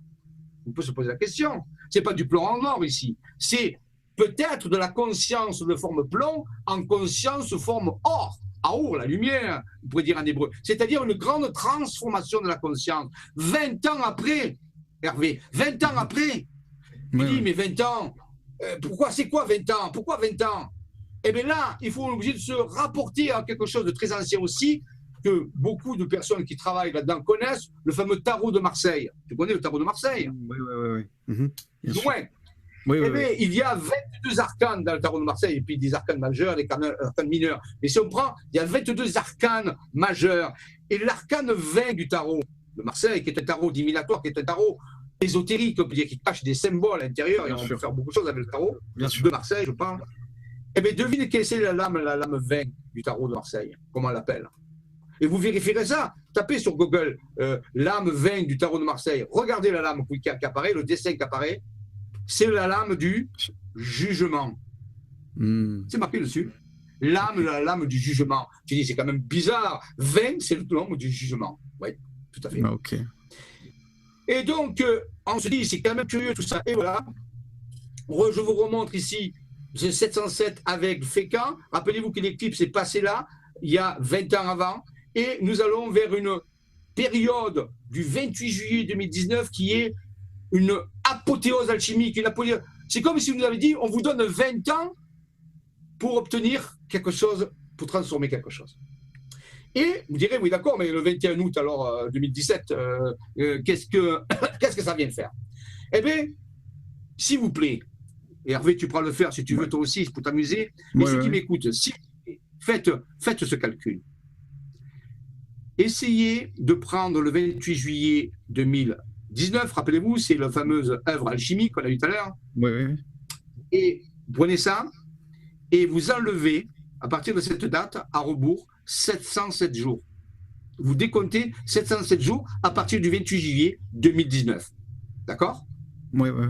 C'est ce qu'a fait mon ami Alain. Et vous savez sur quoi on tombe? Regarde la date en haut. Alors, 21 août 2017. D'accord, ok. C'est-à-dire que si on applique le code du 28 juillet 2019... Y a aucune connexion Internet pour le moment. Voilà, c'est mon téléphone. Voilà. Ah, bon, pas de souci. Voilà. Et donc, si on enlève 707 jours au 28 juillet 2019, cette jour, on peut dire cette balise de l'alchimie, pour l'alchimiste, eh bien, on tombe sur le 21 août 2017. D'accord. Et c'est pas fait mon ami Alain, il a fait ça, il a fait ce calcul. Il a eu une impulsion, il a eu une intuition. Et bien, j'ai dit, mais oui, d'accord, mais c'est quoi le 21 août? Il me dit, tu sais quoi? Le 21 août 2017, il y aura un éclipse total de soleil dont l'ombre de la Lune va traverser les États-Unis. Vous pouvez le vérifier. Vous voyez un document officiel sous vos yeux. Oui. Mais qu'est-ce qu'il y a de particulier? Vous me direz, d'accord, et alors? Sauf que, avec tout ce qu'on vient d'apprendre, l'ombre de la Lune que vous voyez en bleu, là, vous la voyez en bleu qui traverse les États-Unis. Oui. Eh bien, devinez par où le passe. Par un des seuls endroits les plus sensibles de la planète actuellement, qui est surveillé, comme on peut dire, le parc national de Yellowstone, le super volcan, un des plus grands super volcans de la planète, qui est sous pression actuellement, et qui fait le cône de ce volcan. Vous savez qu'un cône de volcan, il peut faire, allez, 1 km, 2 km de large, en gros. Il fait 80 km, celui-là. Oui, c'est un super volcan, hein. Comme tu l'as très bien dit, c'est un super volcan. Donc, il ne fallait pas que ça passe là. On vient d'apprendre, les anciens savaient que si l'ombre de la Lune passe sur des endroits sensibles, ça peut déclencher. Je dis bien, ça peut déclencher une réaction mathématique. On peut réveiller le dragon. Bien sûr. Et en ce moment, on sait qu'on le surveille très près. Il y a même des séismes, micro-séismes sous Yellowstone actuellement. Bien sûr. C'est officiel. Bien sûr. Donc, j'ai dit, alors quand on a vu ça, on s'est dit, oh là là là là là là, là, il y a quelque chose. C'est comme si on voulait nous faire un signe. Hein, voyez? Voilà, donc tout est. Vous pouvez vérifier toutes ces choses-là Alors on se dit, oh là là, voilà, hein, vous voyez, on voit ici tout le tracé, tout c'est officiel, il n'y a aucun problème. Alors on se dit, mais alors qu'est-ce que ça veut dire? Et donc, c'est à partir de là qu'est né le Global Quantic Project, c'est-à-dire, qu'est-ce que peut faire l'humanité pour éviter que le dragon se mette en colère? On va dire ça comme ça. Hein, voilà. Alors on dirait, on ne peut pas faire grand-chose. Le volcan est comme il est, le magma est comme il est,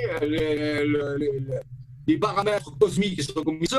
L'humanité ne peut pas faire grand-chose là-dessus. Alors on peut dire, ben, on ne peut rien faire. Quoi. On peut dire, à la limite, il n'y a plus qu'à attendre et voir. Wait and see, comme disent les Anglais.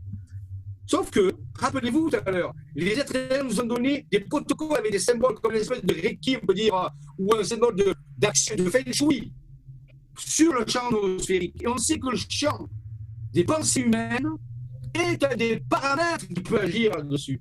Les anciens savaient ça, que le psychisme global de l'humanité peut être un des paramètres déclencheurs comme l'amour de la Lune, comme des éruptions solaires. Ça peut, et ce paramètre-là, on peut peut-être agir dessus. Justement. Ah, intéressant. Un paramètre où on peut agir, alors que les autres, on ne peut pas faire grand-chose. Et c'est là où les intelligents nous ont dit, on vous a donné toutes ces technologies de la conscience, on vous a expliqué ça pour que vous puissiez apprendre à gérer ces choses-là. Alors voilà pourquoi on a commencé à... Ouais, tous les détails sont là. Hein, regardez, vous, le parc national d'Yellowstone est juste là. C'est dans l'Idaho, près de Wyoming, le Wyoming, comme on dit. Ici, il est là, le parc national. Vous pouvez vérifier, c'est 100%. Donc tout ce qu'on a fait jusqu'à maintenant est quelque chose de logique. Voilà, vous voyez, voilà. Yellowstone, vous voyez, c'est marqué en bleu là. Yellowstone. Okay. Donc il n'y a aucun problème avec ça, c'est officiel, il n'y a pas de... Voilà. Donc le paramètre, retenons, le paramètre où on puisse agir, c'est le psychisme, c'est les pensées globales de l'humanité. Bien sûr, on ne peut pas d'ici là faire des thérapies, tout le monde ne va pas faire des thérapies, c'est clair. Donc il faut un moyen d'agir globalement sur le champ morphogénétique terrestre, sur l'ensemble des pensées inconscientes des humains, qui pourrait être un facteur déclenchant de quelque chose qui serait très dommageable, c'est clair. On a ici l'alerte majeure, mais il ne faut pas s'en faire, il ne faut pas non plus tomber dans l'anxiété, il ne faut pas tomber dans la peur. C'est l'espèce de challenge que nous avons donné en disant, on vous a donné ces choses-là, est-ce que vous allez comprendre et les utiliser? Eh bien, on a commencé à le faire. De plus en plus de personnes, on a mis ça sur Internet, j'ai fait des vidéos là-dessus. Oui, c'est pour ça que je vous fais cette explication ici. Donc, vous pouvez participer avec votre esprit. Et si vous avez des méthodes aussi à propos à vous pour nettoyer ce champ, pourquoi pas aussi. Hein. Il y a ceux qui nous ont donné les êtres intérieurs, qui sont une espèce de gros crachers, si vous voulez. Mais vous pouvez, à votre façon à vous, ayant des pensées claires, en travaillant sur le pardon, par exemple, en travaillant sur tout ça, vous pouvez aider. Chacun peut le faire de sa façon. On n'est pas obligé non plus d'utiliser ces outils-là, si vous ne savez pas, si ça ne vous parle pas. Mais par contre, l'événement, lui, il est là. On ne peut pas l'ignorer. Réfléchissez-y, vous verrez que vous n'avez pas beaucoup de choix en réalité. Hein. Voilà le fameux Yellowstone qui est là et qui est donc sous surveillance de plus en plus.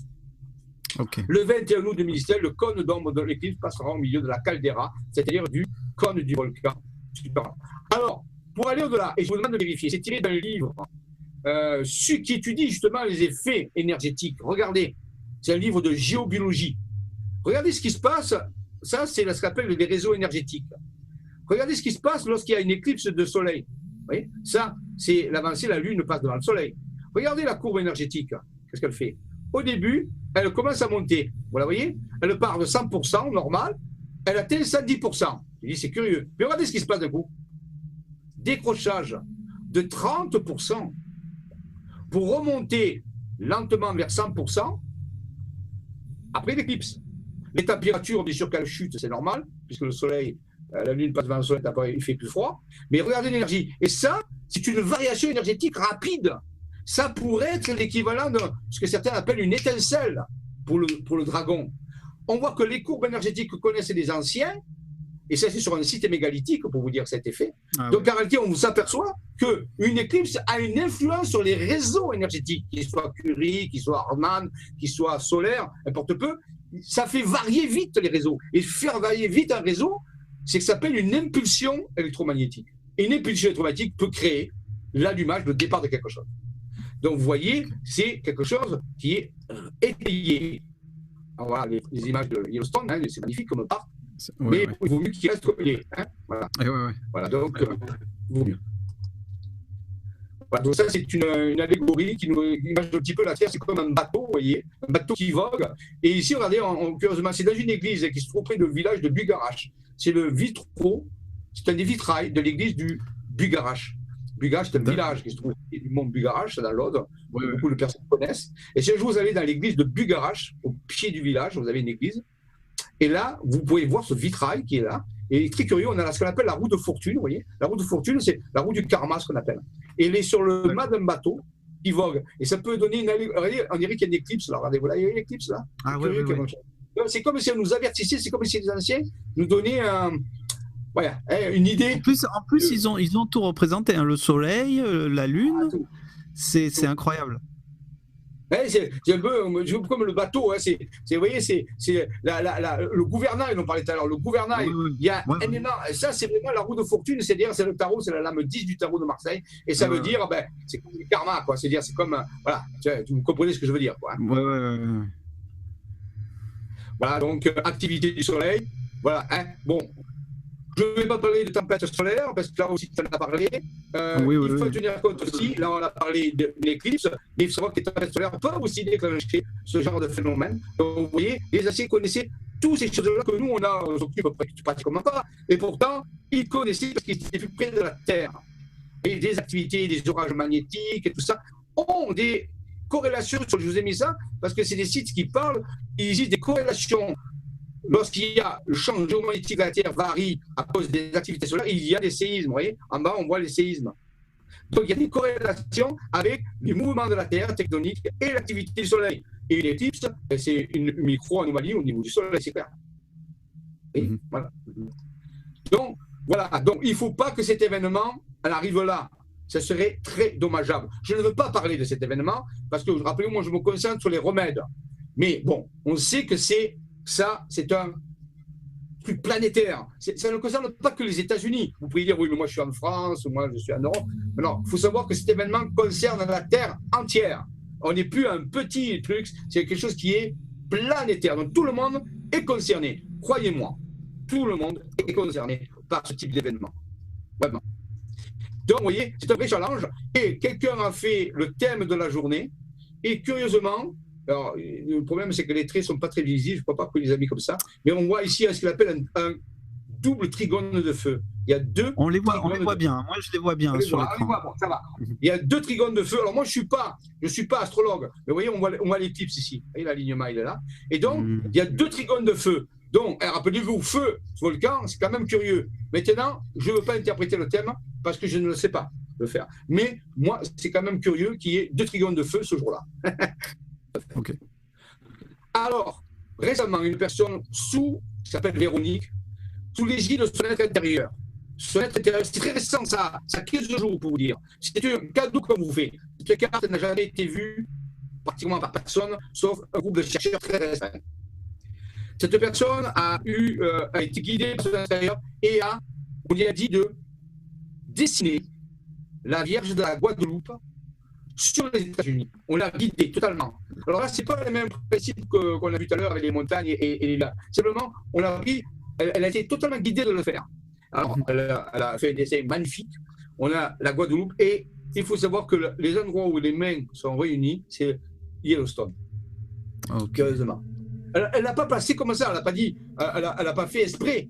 Elle ne connaissait pas, elle a poussé, et c'est après qu'elle s'est aperçue. Elle a été guidée. Attention, elle n'a pas une réflexion en disant je vais prendre la Vierge de Guadeloupe et je vais la mettre sur les États-Unis. C'est pas ça la démarche. La démarche, c'est qu'on l'a donné la vision et elle a suivi le consigne. C'est après que s'est aperçue, en réalité, qu'il y avait quelque chose qui est en train d'apparaître et que les endroits où la Vierge de la Guadeloupe, vous connaissez le miracle de la Guadeloupe, au Mexique, hein, c'est tout. Je le connais très bien, j'ai eu l'occasion de la voir en vrai, moi, quand je vivais au Mexique, donc c'est quelque chose d'assez incroyable, d'assez impressionnant, et son histoire est assez impressionnante, effectivement. Ah, tout à fait. Surtout que dans ce bateau, il y avait plein de constellations. C'est ça. Et vous voyez, c'est quand même curieux. Et on lui a indiqué de le faire. Maintenant, je vous le livre, vous commencez à vous de réfléchir. Mais par contre, les mains jointes sont sur le parc de Yellowstone. Alors moi, je trouve que c'est un beau cadeau. C'est comme si on nous disait, allez-y, ça va bien se faire. Mais allez-y quand même. Il faut que vous le fassiez, vous voyez. C'est comme si on avait un message qui nous disait, allez-y. Le mudra que fait la Vierge ici, qui connecte ses doigts entre eux, sont des mudras qui permettent de s'harmoniser en réalité. C'est aussi de la prière, mais c'est aussi de mudra, c'est un mudra aussi indien, de l'Inde, qui veut dire harmonisation totale. Donc, vous voyez, c'est comme si on nous invitait, c'est comme si les intelligences non humaines bienveillantes nous invitaient à vraiment œuvrer pour que ça se passe au bien, vous voyez, avec ce schéma et qui est très bien dessiné et qui a été mis sur le bon endroit aux États-Unis. Donc c'est un cadeau. J'ai beaucoup réfléchi, mais j'ai dit je vais quand même l'offrir aux gens pour vous dire ça, c'est quelque chose qui nous encourage à aller de l'avant. Ok. Voilà, les détails, je vous dire les détails qui sont là, vous pouvez vérifier sans problème, tout est vérifiable. Mais je te rappelle bien que ce n'est pas fait de la même façon que les autres cartes. On n'a pas tenu compte ici trop des. Elle a été totalement guidée. Là, on l'a pris en charge totalement. Parce que les États-Unis ne peuvent pas faire la même chose qu'en France à cause des cartes qui ne sont pas les mêmes. Donc, vous direz, si maintenant vous prenez le 21 août 2017, et vous enlevez aussi encore 707 jours, hein, on peut le faire encore. Et donc vous tombez sur le 13 septembre 2015. Et c'est là où on a dit que le 13 septembre 2015 c'est passé maintenant. C'était le début d'un compte à rebours qui comptait 2 fois 707 jours en réalité. Du 13 septembre 2015, 707 jours, ça donne 21 août 2017. Et vous rajoutez 707 jours, ça donne 28 juillet 2019. Et donc, c'est comme si on nous indiquait 2 parties du chemin. On peut dire que le 21 août 2017, ça sera la moitié qui a été accomplie, 707 jours. Et il restera encore 707 jours avant d'atteindre le 28 juillet 2019. Et 2 fois 707, ça fait 1414, quand même pas mal. Et rappelez-vous que 14, c'était le nombre de jours qui séparait l'éclipse de lune du 28 juillet 1999 de l'éclipse du soleil du 11 août 1999. C'est vrai. C'est quand même curieux.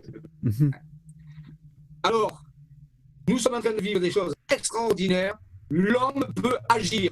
L'homme peut y mettre sa part. Est-ce qu'il va le faire ou pas? Ça lui appartient. Mais quelque chose a été donné. Ce film sera sur le net.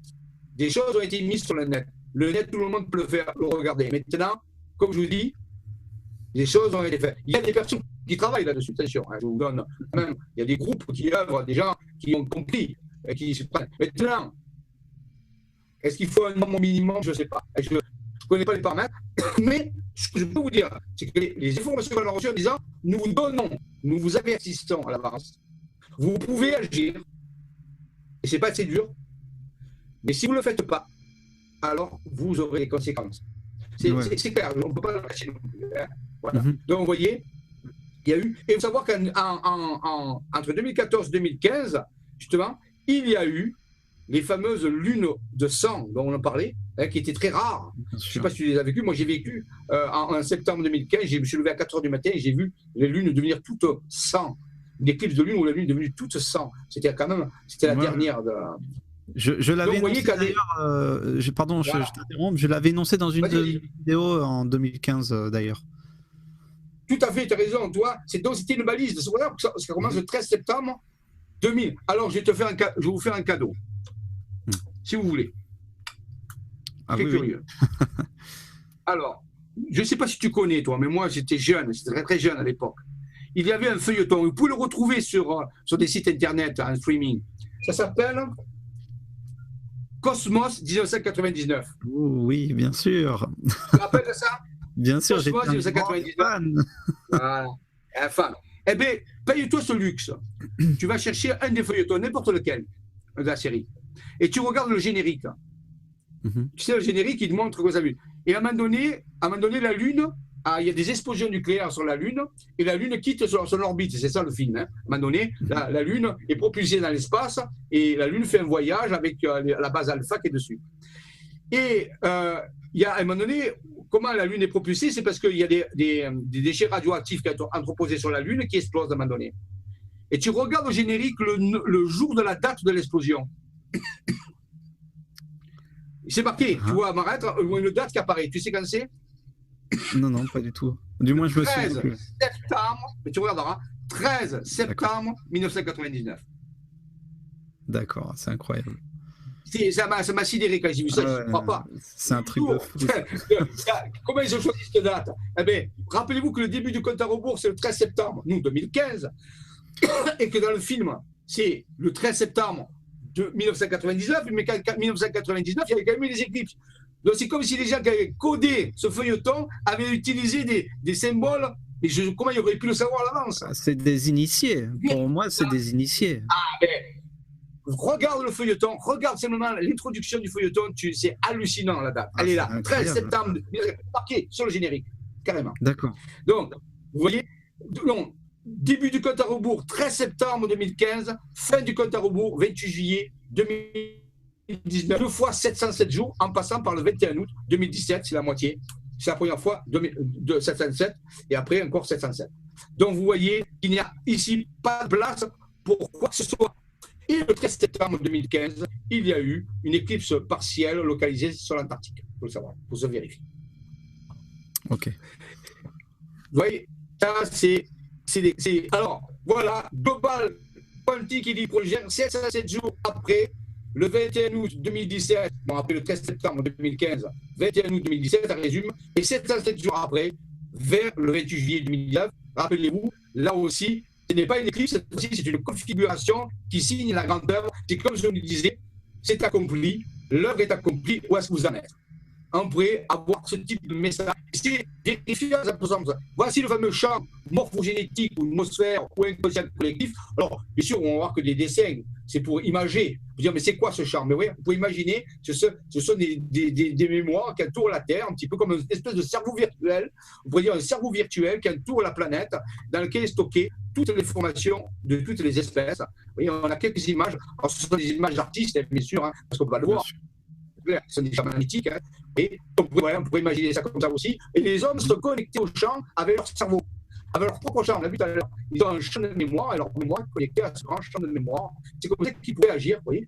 Alors, on peut se poser la question, quel type de pensée vous avez? Est-ce que ce sont des pensées en turbulence? Est-ce que ce sont des pensées alignées? Est-ce que ce sont des pensées de joie? Est-ce que ce sont des pensées de peur? Vous voyez, tout ça agit sur ce champ. Et rappelez-vous que ce champ doit être en ordre le jour de l'éclipse. Parce que là, ça pourrait avoir un grand impact. C'est un petit peu ce que le message que nous a dit. La qualité du champ, voilà, la fameuse, une des technologies qui peut être utilisée, ce feng shui, si vous voulez, qui permet d'agir sur ce champ.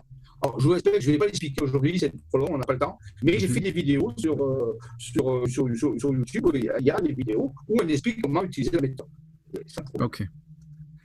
Voilà, hein, rappelez-vous, hein, voilà, la fameuse pesée, hein, voilà. Donc tout ceci, vous voyez, quand vous êtes dans la frustration, regardez. Thor, là on voit le système du Thor. Hein.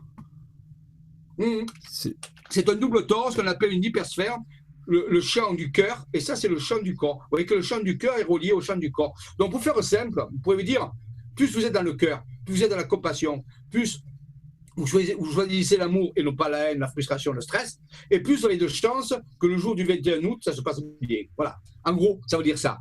Regardez le tracé du cœur quand vous êtes dans la frustration. Regardez le tracé du cœur quand vous êtes dans l'appréciation. Et on peut appuyer ça avec des symboles qui sont on peut dire les symboles sont comme des accélérateurs. C'est quelque chose qui augmente l'effet. Alors, l'effet fondamental, c'est l'amour, c'est le pardon, c'est la joie, l'expansion, même si les conditions sont difficiles, on le sait que les conditions sont difficiles, ça c'est pas un problème, mais on voit que l'événement, lui, va y être, que les conditions sont difficiles ou pas, l'événement, c'est l'événement. Donc, si on comprend ça, si on essaie de travailler sur soi, pour être et que la majorité de l'humanité arrive à faire un effort, ça va peser dans la balance. Regardez la balance du cœur et du cerveau, vous voyez, elle est là. Ça va peser, comme tu as raison. C'est un challenge qui nous est donné, vous voyez. Alors, chacun peut le faire à sa façon. Sauf que, rappelons-nous, les êtres intérieurs nous ont donné quand même des méthodes pour pouvoir accélérer ça. Disons, pour dire que ça aille un peu plus efficacement, c'est les fameux symboles dont je vous ai parlé tout à l'heure. Ok. Voilà, c'est ça le message, je peux dire, en gros. Alors, je crois que je vais arrêter ici, en principe. Résonance, conjugaison de phase. On peut dire que lorsque votre cœur et votre cerveau sont en phase, si vous êtes... Comme Jésus disait, on dit que Jésus disait, à un moment donné, une phrase très importante, disait que la joie demeure. Que la joie demeure. C'est ça. Et donc, on peut prendre cette phrase, si vous voulez, et essayer de faire de son mieux, voilà, pour que, avant cette date, ben, chacun ait mis de la joie et pu participer à cette régulation de ce champ morphogénétique qui est un des facteurs qui peut peser dans la balance. On l'a vu tout à l'heure par des exemples sur l'événement du 21 août 2017. Je pense que ça va bien se passer parce que je sais que l'humanité, elle comprend les choses, elle sait se prendre en main. Alors, ce n'est pas quelque chose qu'on peut négliger. Alors, si tu veux, je voudrais avancer. Oui, le diaporama a été beaucoup plus long, mais je vous ai dit que je ne le ferai pas totalement. Bien je sûr. vais avancer pour aller jusqu'à la fin, parce que l'heure a beaucoup avancé. Hein. Bien sûr. Oui, il y a beaucoup de choses à dire encore. Donc, pour nous amener au 28 juillet 2019, qui est une opportunité, on ne va pas parler aujourd'hui trop de 28 juillet. On sait qu'il existe, on sait que c'est... Mais on doit d'abord s'occuper du 21 août, parce que le 21 août, ben, c'est avant le 28 juillet. Donc, on sait qu'il y a une autre date, mais qu'on peut avoir l'assistance des êtres intérieurs ou les intelligences non humaines bienveillantes. Et si je parle des êtres bienveillants, ceux qui sont malveillants, on ne s'en occupe pas. On s'occupe des êtres bienveillants. Et rappelez-vous qu'il y a la loi d'attraction, pour ceux qui connaissent, qui dit sur quoi tu mets ton attention, tu l'attires. Donc si tu t'occupes des êtres bienveillants, tu vas t'attirer des êtres bienveillants. Si tu t'occupes des êtres malveillants, eh bien, la loi dit tu vas t'attirer des êtres malveillants. Donc quelque part, c'est pas pour ça. On va les mettre de côté, on va pas leur en vouloir, ils sont ce qu'ils sont, ils sont là. Mais on va s'occuper des êtres bienveillants. Et les êtres bienveillants ont des choses à nous dire. Regardez, ils nous ont donné des remèdes. Vous voyez? C'est intéressant. Donc, on va les remercier et on va avoir l'assistance des êtres intérieurs. On va apprendre à penser délibérément, c'est-à-dire on va choisir sa façon de penser. On va privilégier la pensée positive, pas la pensée négative. Parce qu'on sait qu'on a une échéance maintenant. C'est ça. Vous voyez? Il y aurait beaucoup de choses à parler. Là, je fais beaucoup un résumé énorme, mais je vous dis, je vais essayer de vous donner le maximum. Vous voyez, il y a beaucoup de choses à expliquer, je passe tout ça. Tout ça étaye. Donc, le 28 juillet, ça étaye un petit peu ça. Je voudrais aller vers la fin. Je vais aller vers la fin, hein, parce que c'est l'heure. Voilà. Oui, oui. Voilà. Alors, quels sont les outils qu'on peut utiliser? Alors, j'ai deux sites. On a deux sites. Un site qui s'appelle isavision.com et isavision.fr. Le site isavision.com, c'est là où on met des informations à caractère général.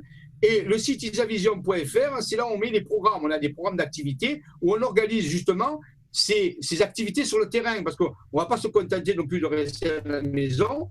Et on va organiser des activités où des groupes de gens vont pouvoir participer à ce nettoyage de ce champ morphogénétique, si vous voulez, à cette espèce à l'utilisation de ces symboles. On va les mettre en pratique sur le terrain, sur des endroits très, très particuliers. Alors, donc, une des méthodes qu'on va utiliser, c'est, je vous le dis en passant pour ceux qui voudront s'y intéresser, ça s'appelle Ho'oponopono, ça s'appelle la méthode de la vraie connaissance de soi, ou Ho'oponopono veut dire rectification en hawaïen, veut dire rendre droit. Vous voyez, il faut qu'on rende droit le champ morphogénétique. Et il y a sur le site disavision.fr, dans la partie vidéo, il y a une rubrique marquée vidéo, deux petites vidéos qui s'appellent outils d'action de masse planétaire.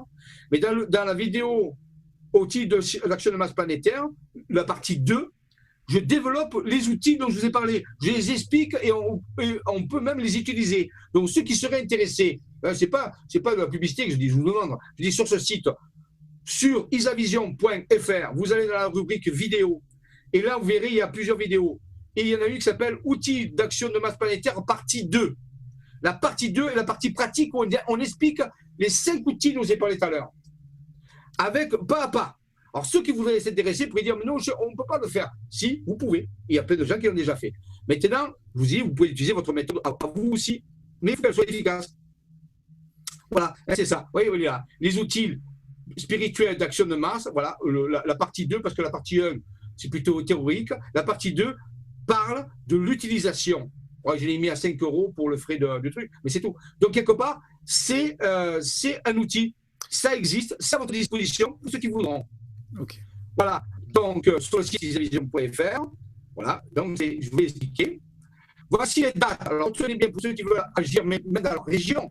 Nous, on sait que ces dates-là, il y a des gens sur le terrain qui vont faire une action pour ça. Et on a eu déjà, on a fait ça le 20 novembre, on a fait une action. Le 21 décembre, il y avait 40 personnes, on s'est réunis dans le massif d'Assetebombe, on a fait un travail pour le 21 août 2017. Le 17 janvier, j'étais du côté dans le Var, dans un endroit, dans le Verdon, il faisait très froid, il y avait 20 personnes, cette fois-ci, qui ont agi. Et là, il n'y a pas longtemps, j'ai fait une sortie spéciale aussi, pareil. Il y aura le lundi de Pâques. Le lundi de Pâques, ça c'est important pour travailler sur le terrain, pour l'action pour le 21 août. Le 25 mai, c'est l'Ascension. Le 21 juin, c'est le solstice d'été. Le 22 juillet, c'est la fête de Sainte-Marie-Madeleine. Nous, en Provence, on adore Sainte-Marie-Madeleine, donc ce jour-là, on va faire une action sur le terrain. Et le 21 août, bien sûr, c'est l'éclipse du soleil. Donc on a proposé ça, ces dates, mais vous pouvez en prendre d'autres, si vous voulez.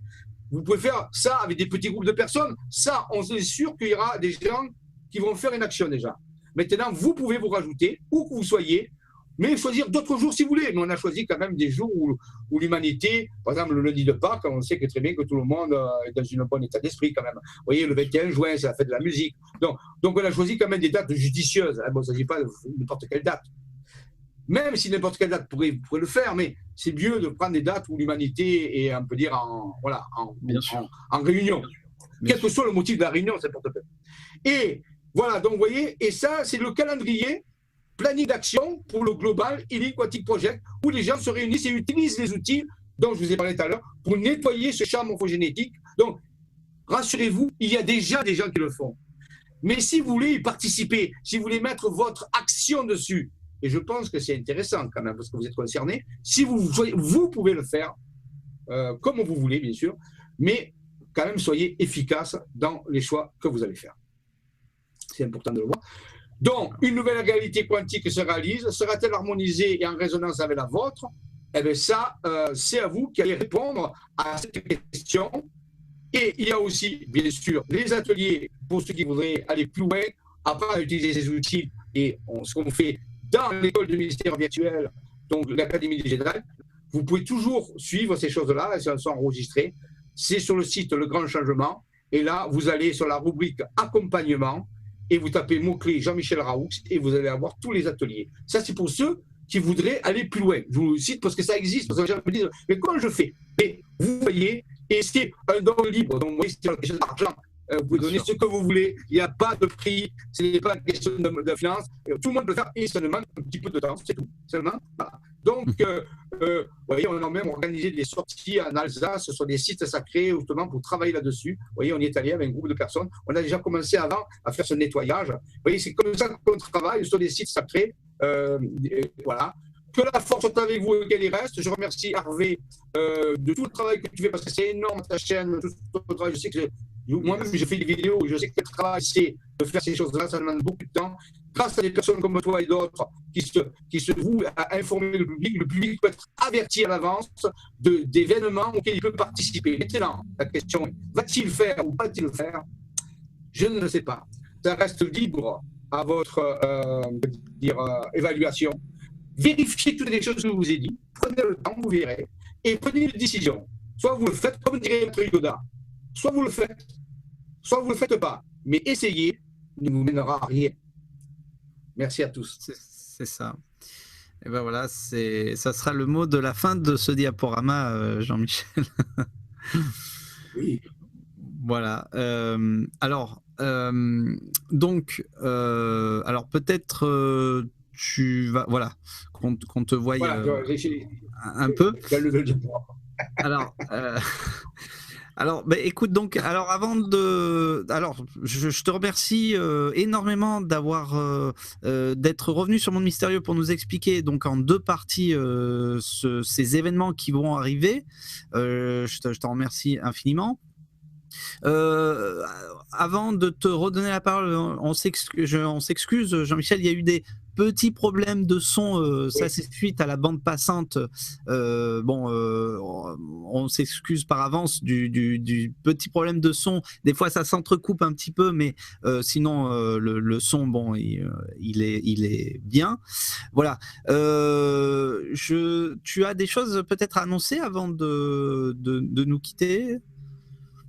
Mais je vous ai dit, sur les personnes qui voudraient, qui voudraient aller sur le terrain. On l'organise, je ne suis pas le seul, mais je vous en parle parce que, bon, voilà. On organise des voyages. Par exemple, au mois de juin, il y a un voyage dans le Périgord. Au mois de juillet, il y a un voyage dans la région d'Amiens, où on va travailler pour le 28 juillet 2019 cette fois-ci. Autour de la région d'Amiens, ce qu'on appelle la Haute-Normandie. Il y a du chamanisme, du néo-chamanisme, où on va travailler spécialement dans ce nettoyage du champ morphogénique fin juillet du côté des Alpes d'Haute-Provence. En mois d'août, on part dans l'Aude, 14 jours travailler sur des sites sacrés de l'Aude juste avant l'éclipse, parce qu'on nous a donné d'autres informations que je n'ai pas pu vous donner maintenant, où il y a des cartes qui montrent des endroits stratégiques où on peut agir pour modifier encore ce champ morphogénétique. Je m'excuse, il faudrait des heures et des heures d'informations pour vous montrer l'ampleur des révélations que nous avons. Donc tout ça, vous le trouverez sur le site isavision.fr. Dans la rubrique, on verrait à un moment donné la rubrique qui parlait atelier initiation, et en dessous, programme 2017. Et là, vous avez toutes les programmes de janvier jusqu'à fin août.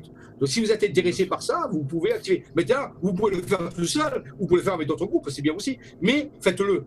Ce serait bien. Ce serait bien pour une fois que l'humanité se prenne en main et qu'elle montre de la bonne volonté, parce que je sais qu'elle a un bon cœur. Je sais que tout ça va bien se finir, mais il faut quand même le faire. Voilà. C'est sûr. Bah, écoute, je te remercie de toute façon. Voilà, toutes ces informations, vous allez les retrouver dans cette vidéo.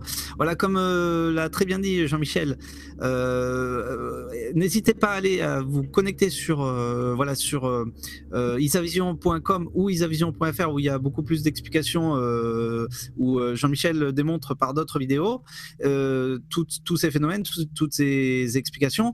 N'hésitez pas à aller sur LGC5, hein, comme tu l'as dit plusieurs fois, Jean-Michel, où il y a pas mal de vidéoconférences intéressantes.